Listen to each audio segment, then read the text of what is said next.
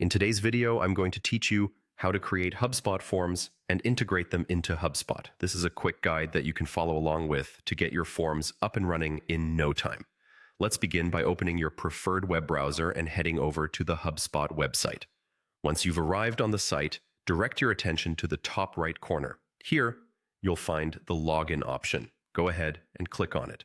You'll see a couple of ways to log in, and for this demonstration, we'll select Sign in with Google. This option is quite convenient if you're already logged into your Google account, as it streamlines the process. Simply choose your account from the list and you're in. Now that you're logged into HubSpot, let's move into the main part of creating a form. Navigate to the Marketing tab in the menu. Clicking on this will unfold a drop-down from which you should select Forms. This will lead you to the Forms dashboard, which is where all the magic happens. Once you're in the Form section, look for the Create Form button. Click on it, and you will be taken to the form editor.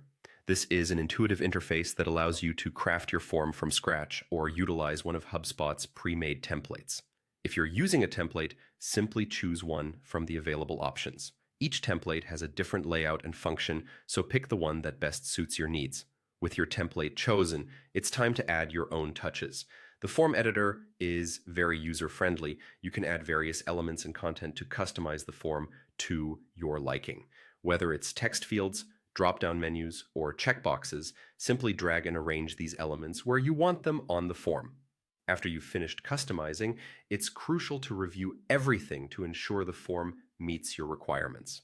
To do this, look towards the top right corner of the editor and click on Review and Update. This option allows you to go over the final form and make any necessary tweaks before it goes live. When you're satisfied with how it looks, hit Update. This final step will save your form changes and prepare it for integration and use within HubSpot. And there you have it, a complete process to create and integrate your form on HubSpot.